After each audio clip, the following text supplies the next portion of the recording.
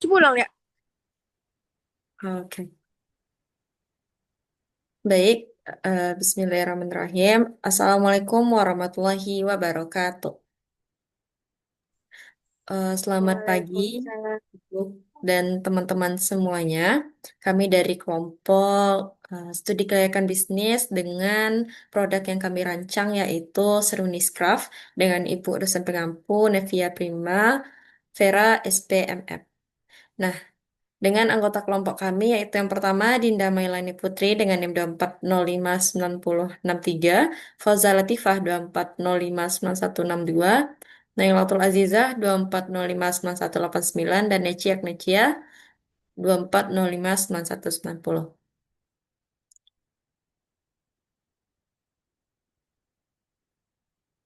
Baik, kita mulai dari latar belakang kenapa adanya rancangan produk yaitu Sruniscraft. Nah, eh, kita mulai dari latar belakang. Usaha ini berawal dari melihat berkembangnya industri fashion, tentunya di bidang muslim yang terus meningkat. Nah, saat ini hijab itu bukan hanya menjadi kebutuhan, tetapi juga bagian dari gaya hidup, terutama kita perempuan muslim. Nah, mahasiswa membutuhkan hijab yang tentunya nyaman untuk digunakan setiap hari. Tentu juga mengikuti tren, tetapi dengan harga yang affordable dan terjangkau. Nah, oleh karena itu, kami menghadirkan Serunis Craft sebagai brand hijab yang menyediakan berbagai pilihan hijab berkualitas dengan harga yang sesuai dengan kemampuan mahasiswa. Baik. Nah, adapun tujuan yang kami berikan yaitu mengetahui kelayakan usaha dari aspek pemasaran, operasional, manajemen dan SDM, serta mengetahui kelayakan apakah usaha itu layak dari aspek eksternal, serta sebagai dasar pengambilan keputusan di bagian keuangan. Profil usahanya itu ada eh, nama usahanya itu Serunis Craft pada bidang fashion hijab.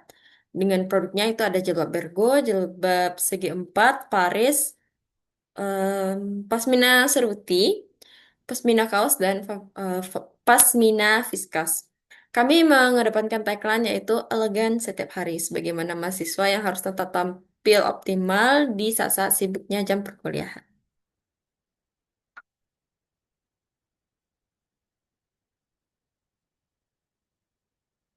Baik, selanjutnya untuk bagian aspek pasar dan aspek pemasaran, saya serahkan kepada Dinda Mailani. Kepada Dinda, disilahkan. Baik, terima kasih atas kesempatan yang diberikan pada saya moderator. Selanjutnya, saya akan menjelaskan mengenai aspek pasar dan pemasaran atau STP. Nah, yang pertama itu segmentasi. Dari usaha kami ini, kami mengelompokkan menjadi beberapa segmen. Yang pertama itu perempuan, yang mana perempuan ini yang diutamakan itu muslim yang berusia 18 hingga 25 tahun. Dengan target utama itu mahasiswa. Terus targeting. Nah, targeting dari usaha kami ini yaitu mahasiswa muslim yang membutuhkan hijab nyaman dan modis untuk kegiatan sehari-hari. Dan yang terakhir itu positioning, yang mana brand hijab kami itu merupakan brand hijab yang modis, nyaman, dan terjangkau untuk mahasiswa muslimah. Next, moderator.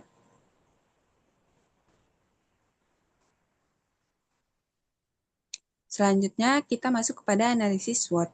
Yang pertama yaitu kekuatan. Nah, kekuatan dari brand kami ini yaitu yang pertama, produk yang sesuai dengan kebutuhan pasar. Yang kedua, variasi produk itu beragam.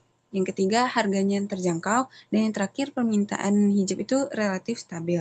Nah, selanjutnya itu kelemahan dari brand kami. Yang pertama yaitu brand kami ini masih baru.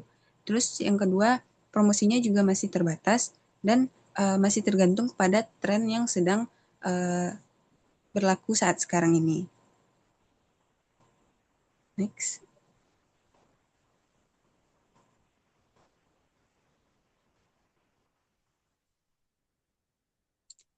Selanjutnya itu peluang. Adapun peluang yang kami lihat untuk brand kami ini yaitu yang pertama target pasarnya itu cukup besar. Yang kedua tren hijab itu terus berkembang. Dan yang ketiga itu didukung media sosial dan marketplace. Dan yang terakhir itu ancaman. Adapun ancamannya berupa banyaknya kompetitor yang menjual hijab, terus juga persaingan harga, dan yang terakhir itu perubahan tren yang cepat.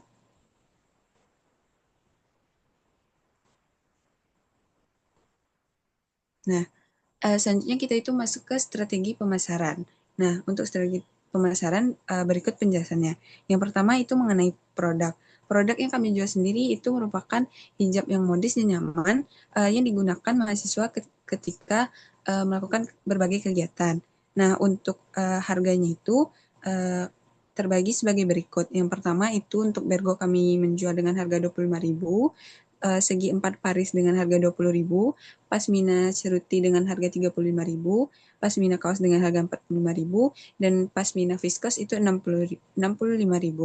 Nah, untuk keuntungan dari tempat yang kami pilih itu, yang pertama itu dekat dengan kampus. Terus juga selain mengandalkan kegiatan offline, kami juga melakukan kegiatan penjualan secara online melalui Instagram, WhatsApp, Shopee, ataupun TikTok Shop. Nah, yang terakhir itu promosi. Nah, promosi ini uh, kami padatkan pada media sosial, tapi juga di offline juga kami usahakan untuk melakukan penyebaran info kepada mahasiswa. Terus juga kami ada melakukan promo, diskon, dan melakukan penyebaran melalui mulut ke mulut. Nah, next moderator.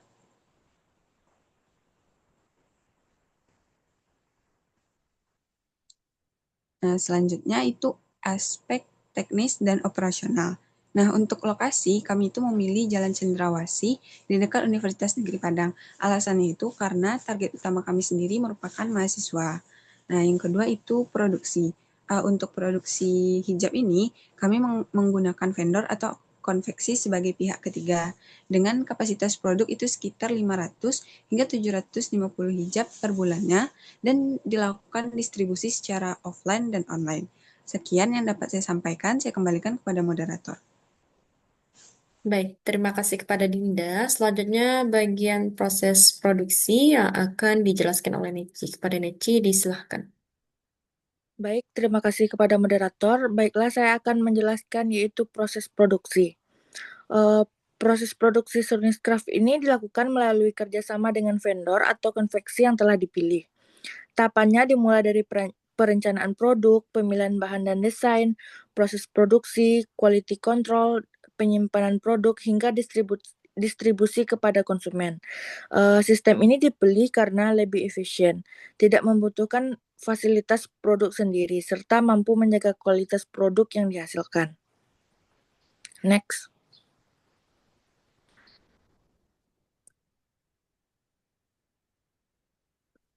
Selanjutnya ada kapasitas layanan. Surnis Craft ini memiliki kapasitas produksi sekitar 500 hingga 750 hijab per bulan. Penjualan dilakukan secara offline maupun online sehingga dapat menjangkau lebih banyak konsumen. Waktu pelayanan berkisar antara 1 sampai 3 hari kerja. Selain itu, usaha ini juga menyediakan sistem pre-order dan mampu menyesuaikan jumlah produksi sesuai dengan permintaan pasar.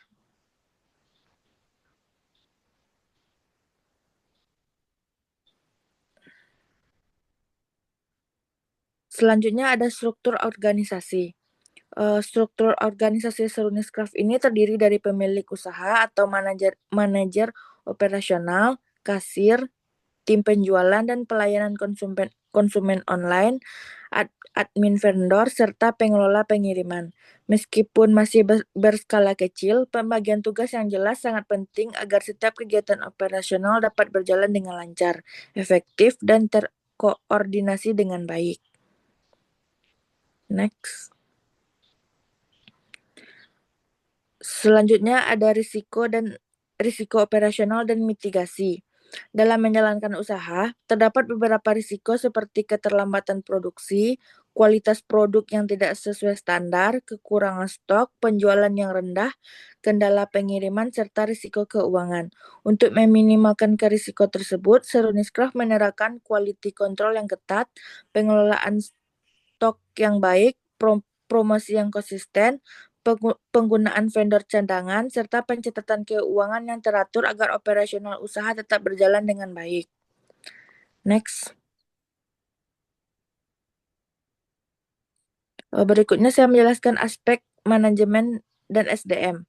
Pada aspek manajemen dan sumber daya manusia, Suniscraft memperkerjakan 6 orang tenaga kerja yang terdiri dari manajer, kasir, tim penjualan online, admin vendor, dan pengelola pengiriman. Rekrutmen yang dilakukan sesuai kebutuhan usaha dengan mengutamakan individu yang komunikatif, aktif di media sosial, dan memahami tren fashion hijab. Pengelolaan SDM yang baik diharapkan dapat mendukung pelayanan yang optimal dan meningkatkan kepuasan pelanggan. Next. Selanjutnya ada rekrutmen dan kompensasi. Dalam proses rekrutmen, setiap posisi memiliki tugas dan tanggung jawab yang berbeda sesuai kebutuhan usaha. Tim penjualan online bertugas melakukan pemasaran dan pelayanan pelanggan. Kasir mengelola transaksi keuangan. Admin vendor mengawasi produksi dan stok barang. Sedangkan pengelola pengiriman bertanggung jawab terhadap quality control, packing, dan pengiriman produk. Untuk meningkatkan motivasi kerja, perusahaan memberikan gaji, bonus, dan insentif sesuai dengan jabatan masing-masing sehingga karyawan dapat bekerja lebih produktif. Sekian materi dari saya kembalikan kepada moderator. Baik, terima kasih kepada Neci. Selanjutnya yaitu bagian biaya SDM dan pengembangan. Sebentar. Yang akan dijelaskan oleh Tifa. Kepada Tifa, disilahkan. Baik, terima kasih moderator. Selanjutnya kita yaitu masuk ke biaya SDM dan pengembangan. Total biaya SDM yaitu sebesar 7 juta per bulan. Untuk rinciannya itu biaya perencanaan usaha sebesar 700, biaya pelatihan dan pengembangan sebesar 900. Selanjutnya yaitu pelatihan meliputi pelayanan konsumen, digital marketing, serta packing dan QC. Pengembangan SDM bertujuan meningkatkan kualitas pelayanan dan kinerja usaha. Next, kita masuk ke aspek hukum. Aspek hukum dalam usaha Seruniscraft ini berkaitan dengan legalitas usaha serta kepatuhan terhadap peraturan yang berlaku. Sebagai usaha mikro di bidang fashion hijab, perizinan yang dibutuhkan relatif sederhana dan dapat direncanakan secara online melalui sistem pemerintahan.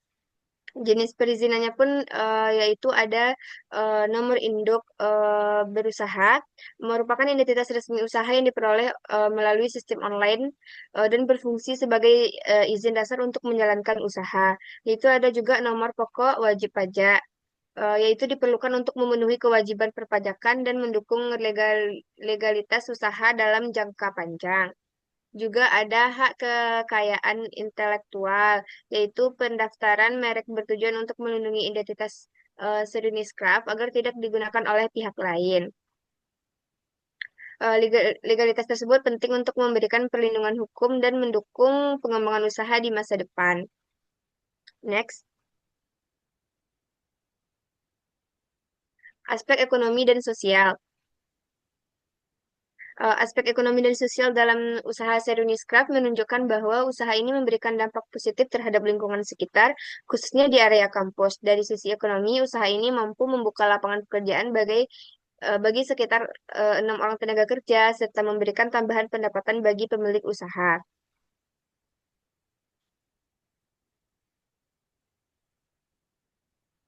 Selain itu, keberadaan usaha ini juga mendukung kegiatan ekonomi lainnya seperti kerjasama dengan vendor atau konveksi lokal dalam proses produksi, sehingga ikut mendorong pertumbuhan sektor UMKM. Selanjutnya itu dampak untuk sosial sendiri, yaitu Suniditas memberikan manfaat dengan menyediakan produksi hijab yang modis, nyaman, dan sesuai dengan nilai syar'i, sehingga membantu konsumen tampil lebih percaya diri dan dalam aktivitas sehari-hari. Namun, terdapat potensi dampak negatif seperti meningkatnya perilaku konsumtif akibat tren fashion, serta persaingan yang ketat antar pelaku usaha sejenis. Untuk mengatasi hal tersebut, usaha dapat memberikan edukasi kepada konsumen agar membeli sesuai kebutuhan serta meningkatkan kualitas produk agar mampu bersaing secara ketat. Next. Kita masuk ke aspek politik dan lingkungan. Aspek politik dalam usaha sejenis klub berkaitan dengan pengaruh kebijakan pemerintah, regulasi, serta stabilitas kondisi negara terhadap keberlangsungan usaha. Secara umum, kondisi politik di Indonesia relatif stabil dan pemerintahan memberikan dukungan yang cukup besar terhadap perkembangan usaha mikro, kecil, dan menengah.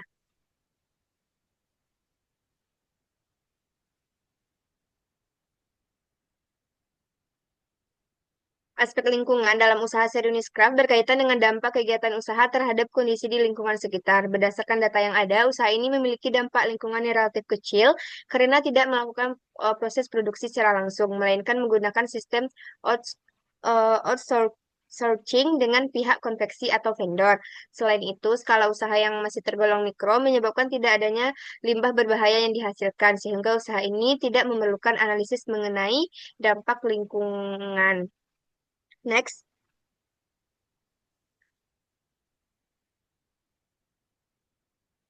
kita masuk ke aspek keuangan. Ke aspek keuangan pun merupakan salah satu aspek penting dalam studi kelayakan bisnis yang digunakan untuk menilai kemampuan usaha dalam menghasilkan keuntungan dan menjaga keberlangsungan operasional.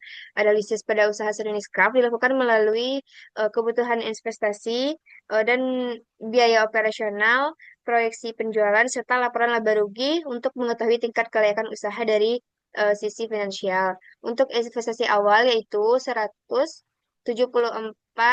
174.860. Untuk biaya operasional tahun pertama yaitu 347.960. Serga target penjualannya yaitu 9 juta per tahun.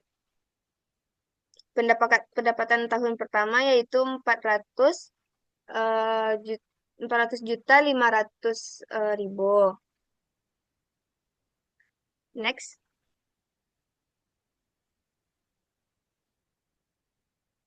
Selanjutnya kita masuk ke kelayakan investasi. Dari hasil analisis kelayakan investasi tersebut, usaha Sedoniskap memiliki nilai NPV sebesar 83 yang 83.062.576 yang bersifat positif. Hal ini menunjukkan bahwa investasi yang dilakukan mampu menghasilkan nilai tambah bagi usaha dan nilai internal rate of return yaitu sebanyak 26,46%. Juga lebih tinggi dibandingkan tingkat diskonto yang digunakan sehingga investasi dinilai menguntungkan. Selain itu juga ada nilai PI sebesar 1,48. Menunjukkan juga bahwa setiap investasi mampu menghasilkan manfaat sebesar 1,48. Hasil ini menunjukkan bahwa usaha Seruni Scrap layak untuk dijalankan dan dikembangkan. Mungkin sekian yang dapat saya sampaikan. Saya kembalikan kepada moderator. Baik, terima kasih kepada Tifa. Sampailah kita pada bagian kesimpulan. Nah, dari pemaparan materi yang telah dilakukan oleh teman-teman tadi berdasarkan hasil juga dari studi kelayakan bisnis, bahwasanya usaha dari Serunis Craft ini dinyatakan layak untuk dijalankan dan dikembangkan ke depannya. Serunis Craft ini memiliki target pasar yang jelas dan juga strategi pemasarannya efektif, sistem operasional efisien, serta dukungan lingkungan bisnis yang baik. Nah, selain itu, analisis keuangan menunjukkan bahwa hasil yang positif dengan prospek keuntungan yang menjanjikan dan pengembalian investasi yang baik. Sehingga usaha ini memiliki potensi berkembang secara berkelanjutan di masa depan. Baik, sekian dari presentasi kelompok kami mengenai studi kelayakan bisnis dengan produk yaitu Serunis Craft. Kepada Ibu kami ucapkan terima kasih dan eh,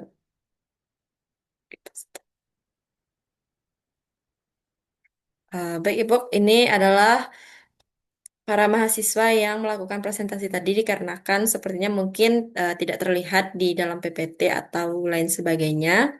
Saya Nalatul Azizah, Fauza Latifah, Dinda Malyani, dan Necia Knicia pamit undur diri. Assalamualaikum warahmatullahi wabarakatuh.